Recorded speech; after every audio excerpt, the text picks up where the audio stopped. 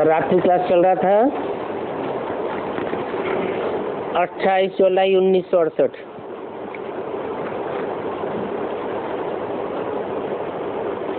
चौथे पेज की आदि में बात चल रही थी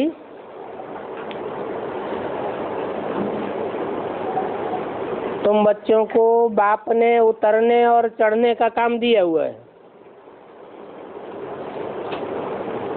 और ये तुम्हारा खेल है।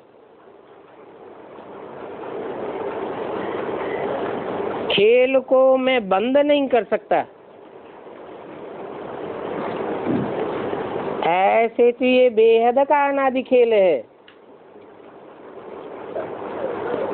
और ये अनादि खेल चलता ही रहता है। इस खेल में है उतराई और चढ़ाई।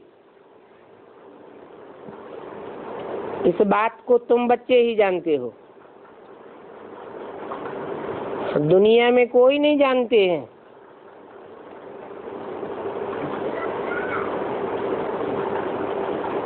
जितना यज्ञ की सर्विस करेंगी, अपने अंदर दैवी गुण धारण करेंगे, उतना ही ऊंचे पद पावेंगे। तो अपने ऊपर ध्यान रखना है।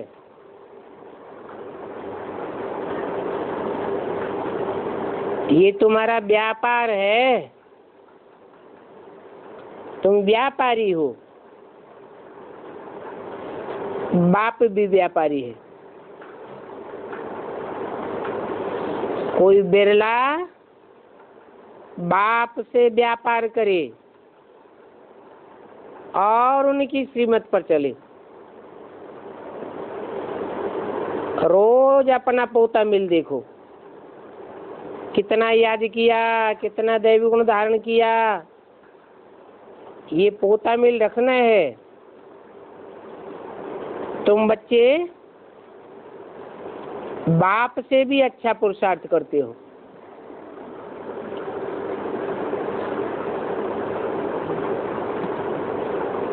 क्योंकि तुम अपना खाता रखते हो। ये दादा खाता नहीं रखते हैं, परंतु बाप को इनकी पक्की खातिरी है। बाप दादा दोनों इकट्ठे हैं।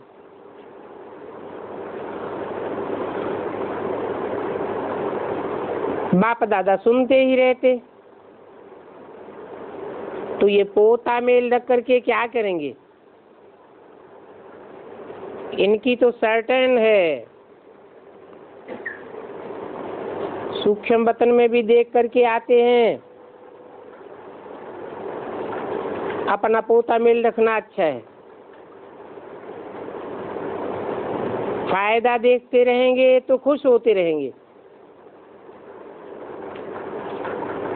इतनी जब मेहनत करो तो खुशी का पारा भी चढ़े। इसलिए कहते हैं कि अपना रजिस्टर रखो। यूं तो हर एक अपना पोता मिल देख सकते हैं। कहाँ हमारी क्रिमिनल आई धोखा तो नहीं देती है। हम कोई की देह के नाम रूप में तो नहीं फंसते हैं।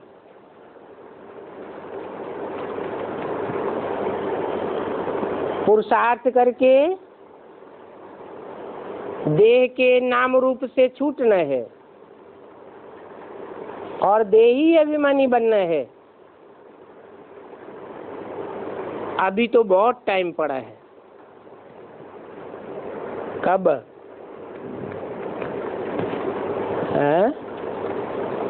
कब की बात बताई? 68 की बात बताई। अभी तो बहुत टाइम पड़ा है।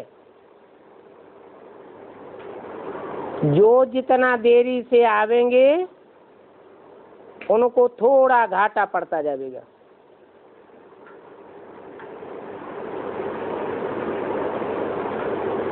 कहाँ देरी से आवेंगे? ज्ञान में देरी से आवेंगे उनको घाटा पड़ता जाएगा। मुरली में तो बोला है, क्या बोला है, लास्ट सो फास्ट चले जाएंगे। तो देरी से आने वाले घाटा खावेंगे या फास्ट जावेंगे? हैं? फास्ट वो जावेंगे जो यज्ञ के आदि में भी पहले पहले आए होंगे। तो देरी से आए या पहले आए, क्या कहेंगे? तो पहले आ गए, घाटा पड़ने की बात ही नहीं है। पुरानों को तो बाबा रोज पुरुषार्थ कराते रहते हैं। ओल्ड इज गोल्ड कहा जाता है। बाकी जिनकी तकदीर में नहीं है उनसे पुरुषार्थ भी होता नहीं है। पुरुषार्थ नहीं होता है तो बाप को याद नहीं कर सकते हैं, क्योंकि उनकी तकदीर में ही नहीं है। बहुत बच्चियां कहती हैं, बाबा हम याद भूल जाते हैं। अरे इसमें बाप क्या करे? जो चीज आंखों से देखी जाती है वो याद रहती है या नहीं रहती है? याद रहती है। और लगाव पूर्वक देखी जाती है तो और ही जास्ती याद रहती है। अब कोई कहते हैं हमें याद ही नहीं आता, तो बाबा क्या करेंगे? सिखलाते जरूर रहते हैं। अब सीखो या न सीखो, कोई भी सामने आवे बोलो बेहद का बाप पतितों को पावन बनाने वाला है।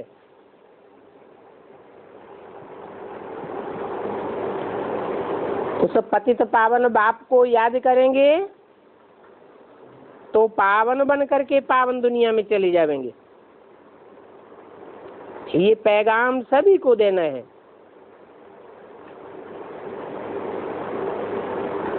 बेहद के बाप से स्वर्ग का वर्षा मिला था। भारत स्वर्गवासी था, अभी भारत नरकवासी है। अभी तुम पुरुषोत्तम संगम युग पर हो। जब तक बाप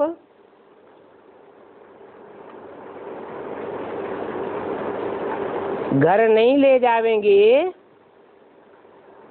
तब तक स्वर्ग में भी कोई नहीं जा सकता। घर जाने के लिए और स्वर्ग में जाने के लिए सब नंबरवार पुरुषार्थ करते ही रहते हैं। अभी भी कल पहले मिसल पुरुषार्थ कर रहे हैं। पुरुषार्थ के बगैर कोई रह भी नहीं सकता है। कुछ न कुछ पुरुषार्थ जरूर किया जाता है और हर बात में पुरुषार्थ करना होता है। सोने के लिए भी पुरुषार्थ करना होता है। फिर सवेरे उठ करके बाप को याद करने का पुरुषार्थ करेंगे। पुरुषार्थ से ही प्रारब्ध मिलती है और सबसे जास्ती पुरुषार्थ कराने वाला है ऊंचे से ऊंचा बाप। वो आकर के तुम बच्चों से पुरुषार्थ कराते हैं।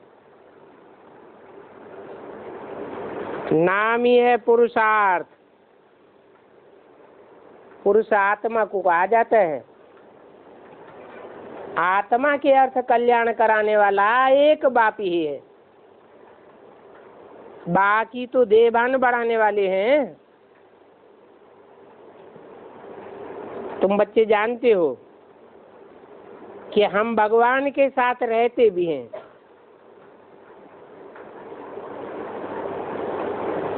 और हमको निराकारी दुनिया में आना जरूर है।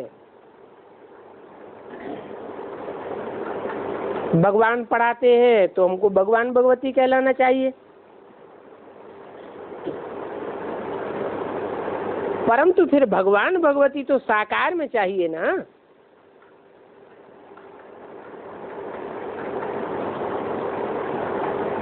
लेकिन साकार में भगवान भगवती कहना रंग हो जाता है। क्यों क्यों रंग हो जाता है? क्योंकि भगवान तो एक को ही कहा जाता है, भगवान के साथ भगवती होने की बात नहीं है। हाँ, भगवान आकर भगवान भगवती बनाते हैं, तो कोई भी मनुष्य को भगवान नहीं कहा जा सकता। मनुष्य कहा ही उनको जाता है जिनका मन चलायमान हो। भगवान का तो मन चलायमान होता नहीं है। भगवान तो आकर के पढ़ाते हैं मनुष्यों को। क्या पढ़ाते हैं? अपन को आत्मा समझ, मुझ बाप को याद करो। तो जो आत्मा बनने की पढ़ाई पढ़ाते हैं वो तो जरूर आत्म की स्थिति में रहते होंगे, साकार तो नहीं है।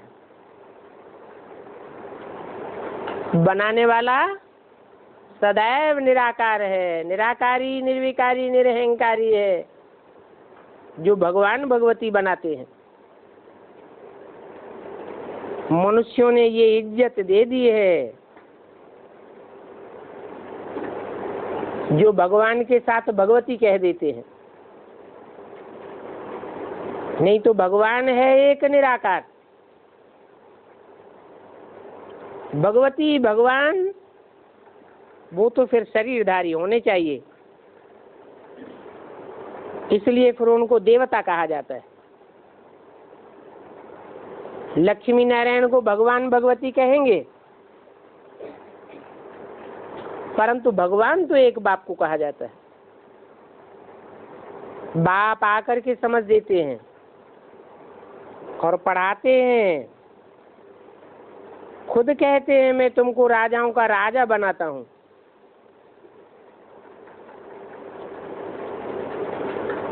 उनको महाराजा कहा जाता है, जो राजाओं के भी राजा बनते हैं। तुम कहते भी हो हम महाराजा बनेंगे, बाप भी कहते हैं हाँ बच्चे पुरुषार्थ करो, तुम्हारी तो अहम ऑब्जेक्ट ये है, इसलिए खूब पुरुषार्थ करो। समझते हो, सारी डायनेस्टी यहाँ संगम युग पर स्थापन होनी है।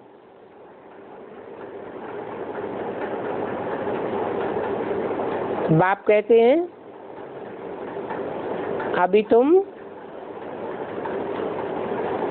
इस दुनिया में बहुत थक गए हो,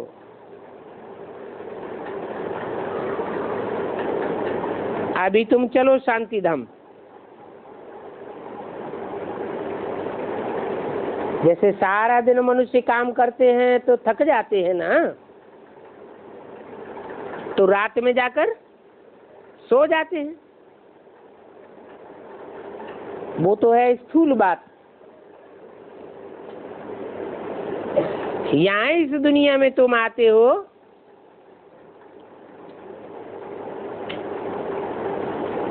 तो बेहद का जागरण और बेहद की अज्ञान निद्रा में आते हो। वहां शांति धाम में ज्ञान नहीं रहेगा। जैसे तुम सो जाते हो तो कुछ ज्ञान नहीं रहता है, सोने के बाद तुम्हारा सभी दुख दूर हो जाता है, शांति में चले जाते हो। सारी दुनिया को शांति का सुख का सहारा अभी एक ही है। तो मीठे मीठे बच्चों को अतीन्द्रिय सुख में, खुशी में रहना चाहिए। कब कब दिल में आता होगा कि जल्दी सतयुग आ जावे तो हम जावे, परंतु नहीं, अभी तो बाप हमारे साथ है। फिर सतयुग में तो बाप हमारे साथ नहीं रहेगा। अभी तो जितना हम बाबा के साथ रहें उतना हमारे लिए अच्छा है। बाबा हमारे लिए कितनी मेहनत करते हैं हमको राजा बनाने के लिए। प्रजा भी जरूर बनानी है। इसे कलयुगी बंधन का नाता तोड़ना है, शूद्रों से नाता तोड़ना है और ब्राह्मणों से नाता जोड़ना है। ये सारी दुनिया शूद्रों की है। शूद्रों की दुनिया में कितनी खिटखिट है। इस दुनिया में ममत्व को तोड़ना बड़ी भारी हिम्मत चाहिए। परिवार को राजी रखने के लिए भी युक्ति से चलना चाहिए। समझो, परिवार वाले भक्ति न करने से नाराज हो जाते हैं, तो उनको खुश करने के लिए मंदिर में जाकर के शिव बाबा को याद करते रहो। क्या कोई सोचते होंगे कि परिवार वाले नाराज होते हैं, हम भक्ति नहीं करते हैं, मंदिर में नहीं जाते हैं। तो बाबा ने रास्ता बता दिया। क्या रास्ता बताया? भले मंदिर में जाओ, परिवार वालों को खुश रखो, लेकिन अंदर में बाबा बाबा को याद करते रहो। ऊपर ऊपर तुम कुछ भी करते रहो, लेकिन अंदर में शिव बाबा को याद करते रहो। चलो, मिल गई परमिशन।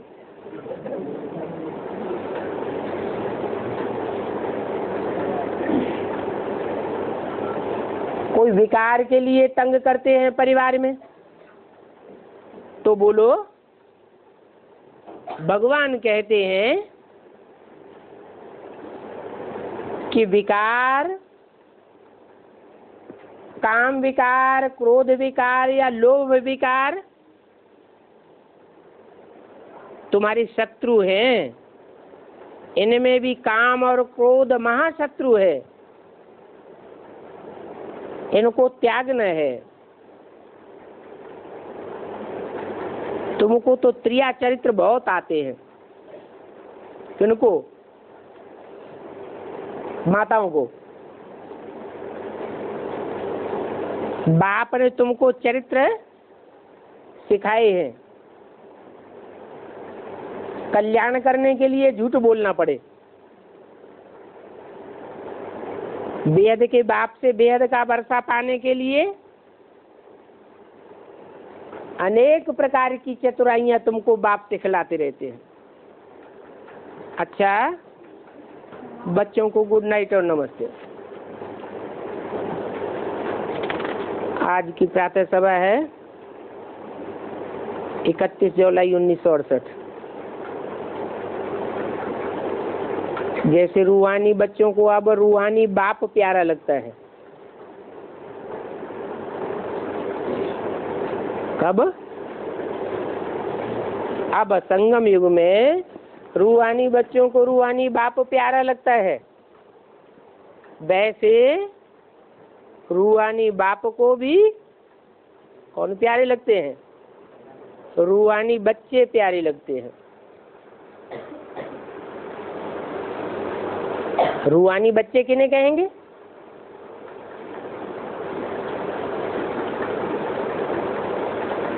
हैं? रूहानी बाप किसे कहेंगे? हैं? हाँ, रूहानी बाप माना आत्मिक स्टेज में रहने वाला बाप।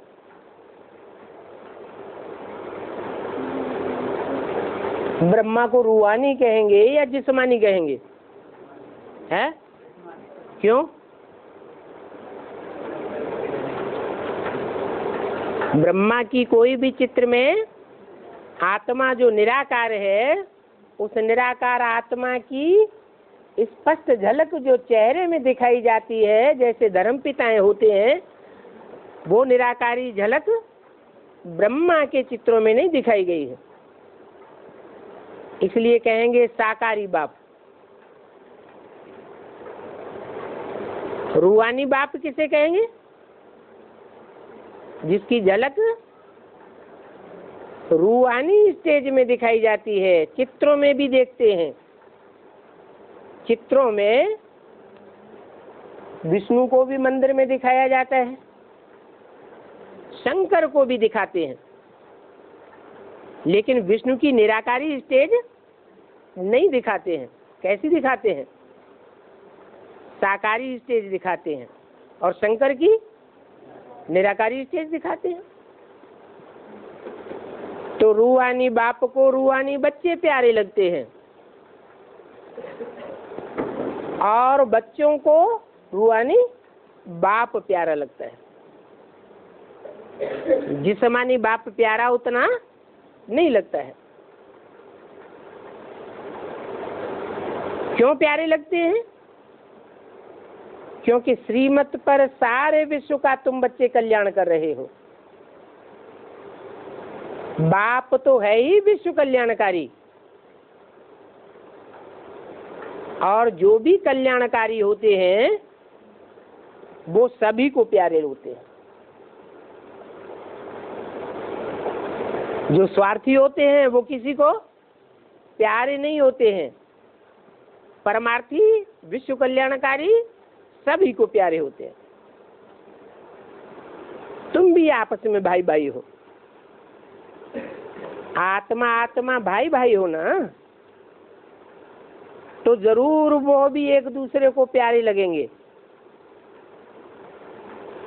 तुम्हारा बाहर वालों से इतना प्यार नहीं होगा। बाहर वाले मन जो रूहानियत की स्टेज को नहीं जानते हैं, रूहानी प्रैक्टिस नहीं करते हैं, रूहानी बाप को नहीं पहचानते हैं, उन दुनिया वालों से तुम्हारा इतना प्यार नहीं होगा जितना बाप बच्चों का आपस में प्यार होगा। तो तुम्हारा भी आपस में बहुत प्यार चाहिए। यहाँ ही अगर भाई भाई लड़ते रहते हैं, प्यार नहीं करते हैं, तो कहेंगे कि वो भाई भाई नहीं ठहरे। तो बच्चों में आपस में आत्मिक लव होना चाहिए, क्योंकि बाप का भी आत्माओं से रूहानी लव है ना, तो आत्माओं का भी आपस में बहुत लव होना चाहिए। सतयुग में तो सभी आत्माएं एक दो के प्यारे लगते हैं। क्यों? क्योंकि वहां तो सबकी पक्की प्रैक्टिस होती है, जन्मजात प्रैक्टिस होती है। क्या? अपन को आत्मा समझने की। वहां तो सबका देह का अभिमान टूटा हुआ होता है, देह किसी को याद ही नहीं होती। अभी तुम भाई भाई एक बाप को याद करके सारे विश्व का कल्याण करते हो, अपना कल्याण करते हो, तो भाइयों का भी कल्याण करना चाहिए। इसलिए बाप देह अभिमानी से देही अभिमानी बनाए रहे हैं। वो दुनियावी बर्दस्त तो आपस में मिल्कियत के लिए, प्रॉपर्टी के लिए, अपने अपने हिस्से के लिए लड़ पड़ते हैं। यहाँ तो बेहद का बाप कोई हद की प्रॉपर्टी लेकर नहीं आया हुआ है। यहाँ कोई तुम्हारी लड़ने झगड़ने की बात नहीं है। हर एक को बाप से प्राप्ति करने के लिए डायरेक्ट कनेक्शन रखना है।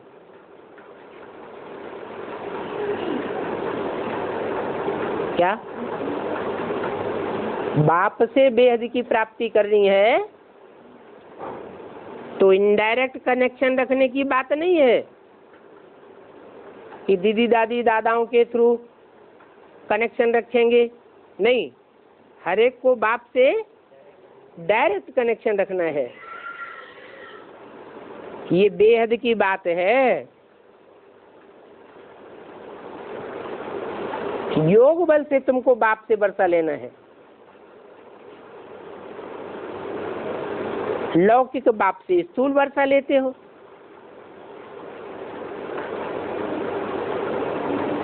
स्थूल वर्षा अल्पकाल का होता है, उस अल्पकाल के वर्षे के लिए तुम कितना लड़ते झगड़ते रहे। ये तो है रूहानी बाप से रूहानी बच्चों का रूहानी वर्षा, और हर एक को डायरेक्ट बाप से वर्षा लेना है। जितना जितना व्यक्तिगत बाप को याद करेंगे उतना उतना वर्षा मिलेगा। व्यक्तिगत, व्यक्तिगत माना क्या और अव्यक्तगत माने क्या? व्यक्त माने क्या होता है? व्यक्त माने जो आंखों से दिखाई दे उसे कहते हैं व्यक्त। और बाप भी व्यक्ति बन करके आता है कि अव्यक्त ही रहता है, व्यक्ति बन करके आता है। तो उस व्यक्तिगत व्यक्ति में आए हुए बाप को जितना याद करेंगे डायरेक्ट उतना वर्षा मिलेगा। अगर बाप देखेंगे कि आपस में लड़ते झगड़ते हैं तो बाप कहेंगे तुम निर्धन के हो, तुम्हारा कोई भी धनी धोरी नहीं है। जो रूहानी बच्चे होंगे, रूहानी बाप के बच्चे होंगे, वो कब आपस में लड़ते झगड़ते नहीं हैं।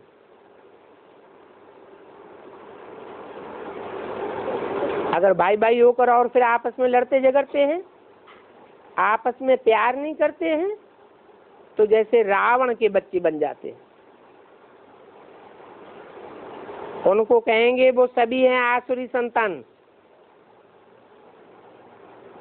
तो दैवी संतान में और आसुरी संतान में जैसे फर्क होता है,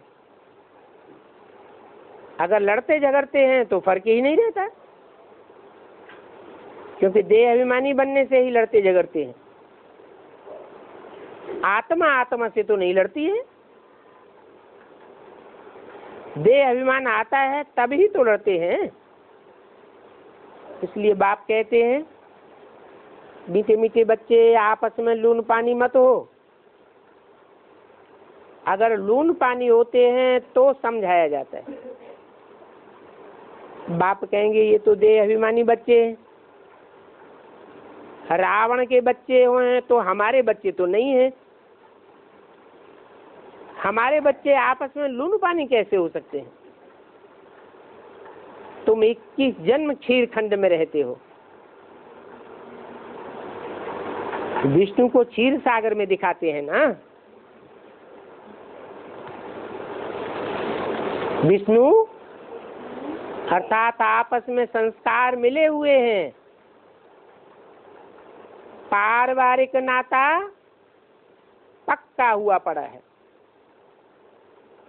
रावण के बच्चे तो लून पानी हो जाते हैं। तो इस ज्ञान में तो देही अभिमानी बनकर के रहना है। अगर कोई की आपस में नहीं बनती है तो उस समय के लिए उनको रावण संप्रदाय कहा जाता है। कहेंगे रावण संप्रदाय की शूटिंग कर रहे हैं, रिहर्सल हो रही है। आपस में लून पानी होने से बाप की पत गवावेंगे। बल ईश्वरीय संतान अपन को कहते हैं, परंतु देखने में तो आसुरी गुण आते हैं। तो आसुरी दुनिया की शूटिंग कर रहे हैं या दैवी दुनिया की शूटिंग कर रहे हैं? वो होते हैं देह अभिमानी में। जो देही अभिमानी बच्चे होते हैं उनमें ईश्वरीय गुण होते हैं। यहाँ तो तुम ईश्वरीय गुण धारण करेंगे तो तुमको बाप अपने साथ ले जावेंगे। बाप को मालूम पड़ता है कि बच्चे देह अभिमान में आकर के आपस में लून पानी होकर के रहते हैं, वो तो ईश्वरीय बच्चे नहीं कहला सकते हैं। कितना अपन को घाटा डालते हैं, माया के वशीभूत हो जाते हैं। अच्छे अच्छे बच्चे भी कभी कभी लून पानी हो जाते हैं। अभी यूं तो लून पानी सारी दुनिया है, फिर ईश्वरीय संतान भी लून पानी होते रहे तो बाकी उनमें फर्क क्या रहा? वो तो फिर बाप की और ही निंदा कराते हैं। बाप की निंदा कराने वाले, लून पानी होने वाले सदगुरु निंदक कहे जाते हैं, और सदगुरु की निंदा करने वाले ठौर नहीं पा सकते। कौन सा ठौर? इसी जीवन में जो मुक्ति, जीवन मुक्ति का ठौर तैयार होता है, उस ठौर में उनको ठिकाना नहीं मिलेगा। वो असुर बन जाते हैं। उन असुरों को नास्तिक भी कहा जाता है। नास्तिक होने से लड़ते ही रहते हैं, झगड़ते ही रहते हैं। आस्तिक होने वाले कब लड़ेंगे नहीं। तो न लड़ना यहाँ ही सीखना है। फिर वो संस्कार 21 जन्म तुम्हारे काम आवेंगे। 21 जन्म तुम्हारा आपस में प्यार रहेगा। बाप के बच्चे कहलाए, फिर आपस में भाई भाई नहीं बनते हैं तो उनको तो आसुरी संप्रदाय ही कहा जाएगा। बाप बच्चों को समझाने के लिए मुरली चलाते हैं। देह अभिमान के कारण उन बच्चों को मालूम नहीं पड़ता है कि बाप मुरली चलाते हैं। माया देखो कितनी तीखी है। जैसे चूहा ऐसा काटता है, ऐसी ठंडी फूंक मारता है कि मालूम भी नहीं पड़ता। माया भी बड़ी मुंह मीठी फूंक दे करके काटती है, पता भी नहीं पड़ता है। आपस में एक दूसरे से रूस ना करना,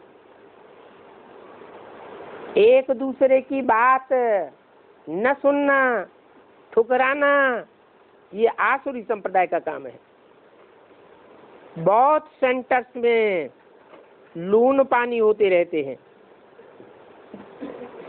फिर भी बाप कहते हैं अभी परफेक्ट तो कोई बना नहीं है। माया जरूर बार करती रहती है। ब्राह्मणियां जो सेंटर की हेड होकर के रह रही हैं, उनके साथ में जो दूसरे मददगार रहते हैं, उन मददगारों के साथ भी रूहानी प्यार चाहिए। रूहानी प्रेम न होने के कारण आपस में ठक ठक कर चलती रहती है। अगर ठक ठक चलती है तो गोया आसुरी संप्रदाय ठहरे। तुम्हारा तो आपस में भाई भाई का प्यार रहे। ऐसा प्यार आपस में रहेगा तो जल्दी कर्मातीत अवस्था बन जाएगी। बल शरीर में हो, शरीर में होते भी भाई भाई का प्यार हो। सेंटर की बड़ी ब्राह्मणियां व ब्राह्मण जो भी होते हैं, उनको फिर दूसरे सहायक मिलते हैं, तो उन सहायकों को बहुत प्यार से, रिगार्ड से चलाना है। अगर उनके साथ प्यार नहीं है, देह अभिमान है,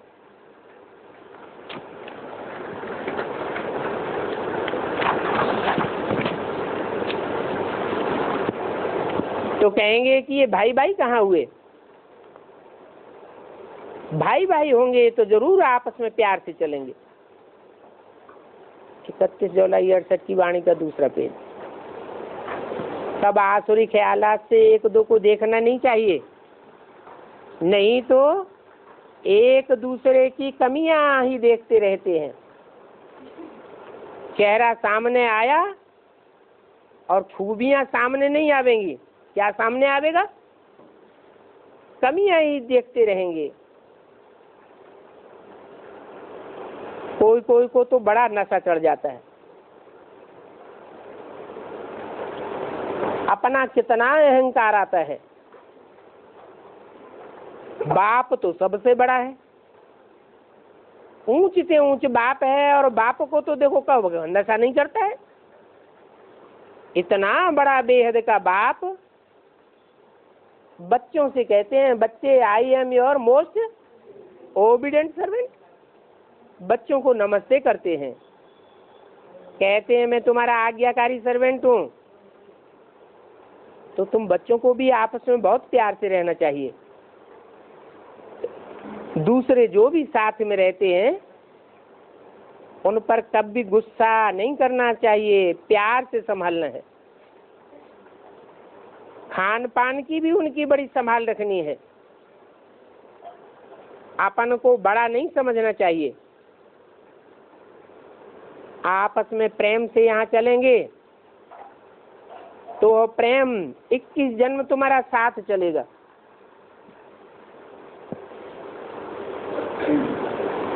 कोई कोई ब्राह्मणियां अपन को बहुत ऊंच समझ करके दूसरों को नीच समझ करके चलती है। देही अभिमानी में कभी भी ऊंच नीच रहना नहीं होता है, बहुत प्रेम से रहना होता है। वहां शेर बकरी भल रहते हैं, वो ऊंच वो नीच, परंतु उनका भी आपस में बहुत लब रहता है। बाप तो देखो प्यार का सागर है, तो सभी को प्यार से ही चलावेंगे। और बाप का प्यार तो बहुत गुप्त भी है, प्यार ही सिखलावेंगे। कोई कोई ब्राह्मणियां गुस्सा करती हैं,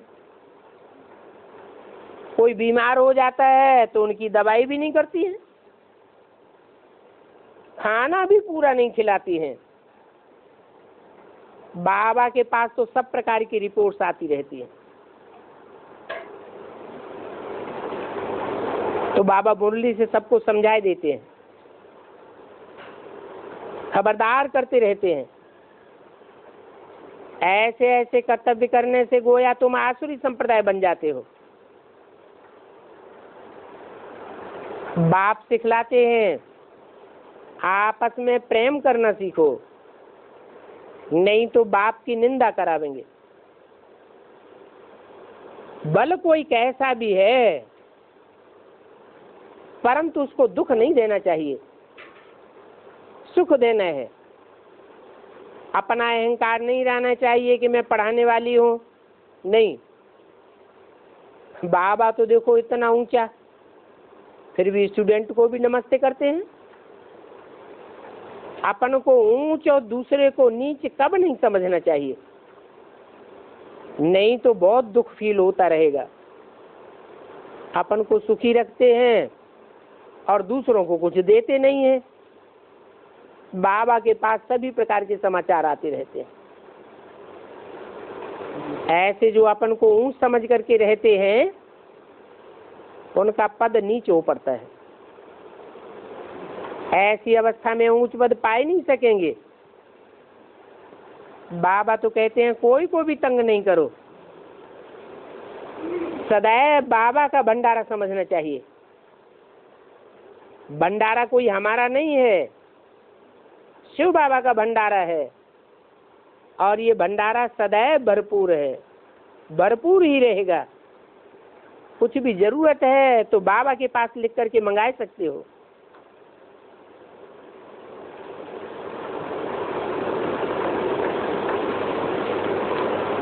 बाबा हम इनको सपोर्ट नहीं कर सकते हैं तो बाबा मदद देंगे। ब्राह्मणियों को बाबा सावधान कर रहे हैं।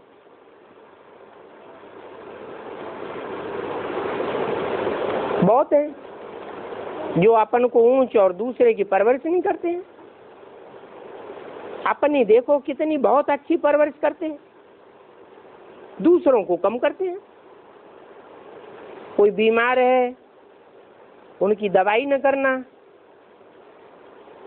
उनको प्यार न देना, ये तो गोया का लून पानी हो गया। उस समय उनको आसुरी संप्रदाय कहें। आपस में प्यार होना चाहिए, दैवी गुण होना चाहिए, कोई न कोई डिफेक्ट्स तो सब में रहते हैं, क्योंकि पूरा पूरा बाप को तो कोई याद नहीं करते हैं। फिर भी बाप कहते हैं अच्छा फूल बनना चाहिए, फूल नहीं बनते हैं, कांटे ही होकर के रहते हैं। दूसरे को दुख देना ये कांटा बनना है। बाप तो सभी को सावधानी देते हैं, नहीं तो मुफ्त अपना पद भ्रष्ट कर देंगे। बाप तो समझाने का हकदार है। कहते हैं पच्छड़ माल मन न बनो, सर्वसेबुल बनो। सर्विस नहीं करते हैं, यज्ञ से खाते रहते हैं, फिर लड़ते झगड़ते रहते हैं, तो जरूर उनका पद भ्रष्ट हो जाएगा। बाप तो ये बात सहन नहीं कर सकता कि ये जाकर के 4th क्लास दास दासी आदि बने। तो बाबा मुरली में सावधानी देते हैं, अगर समझते नहीं है तो क्या कहेंगे? नहीं समझते हैं, ये भी देह अभिमान। अगर बाप परिवार में नहीं होगा तो बच्चों को कैसे सावधान करेंगे? मुरली द्वारा, टैप द्वारा समझावेंगे ना। फिर आगे चल करके टेलीविजन भी होगा, टेलीविजन में सामने होकर के खड़े होकर कहेंगे और नाम भी लेंगे, नाम ले लेकर के कहेंगे तुम फलाने फलाने आपस में लून पानी होकर के लड़ते हो। लून पानी होने से सर्विस को धोखा आ जाता है। देह अभिमान से सर्विस अच्छी नहीं होती है। आपस में खीर खंड होकर के रहेंगे तो अच्छी सेवा होगी। बाप को तो सर्विस का बहुत फुरना रहता है। देह अभिमानी आसुरी संप्रदाय जो होते हैं वो बहुत नुकसान कर देते हैं। माया ऐसा माथा मूर्ति है जो पता ही नहीं पड़ता है कि हम डिस सर्विस कर रहे हैं। तो अपने दिल से पूछना है कि हमारा आपस में प्रेम है, आपस में पारिवारिक प्रेम से रहते हैं व नहीं? प्रेम के सागर के बच्चे हो तो प्रेम से भरपूर गंगा बनना चाहिए। लड़ना झगड़ना, उल्टा सुल्टा बोलना, इससे तो न बोलना अच्छा है। बाप कहते हैं हियर नो इविल। कोई उल्टा बोलता है तो एक कान से सुनो, दूसरे कान से निकाल दो, नहीं तो तुम असुर बन जाते हो। कहते हैं टाक नो इविल। उल्टा बोलने वाले को उल्टा जवाब न दो। परिवार में सामना नहीं करना चाहिए, परिवार में तो सहन करना होता है। असुर बन जाते हो तो दूसरों को असुर नहीं बनाना चाहिए। बाबा सिद्ध करके बतलाते हैं इनमें क्रोध का भूत है, इनमें वह पारिवारिक लव नहीं देखने में आता है। इसलिए बाबा कहते हैं कि रोज अपना पोता मिल निकालो। आसुरी चलन से सुधरते ही नहीं है तो आखिरी फिर नतीजा क्या निकलेगा? क्या पद पावेंगे? कहाँ विश्व के मालिक और कहाँ प्रजा के चंडाल? चांडाल भी तो बनते हैं ना।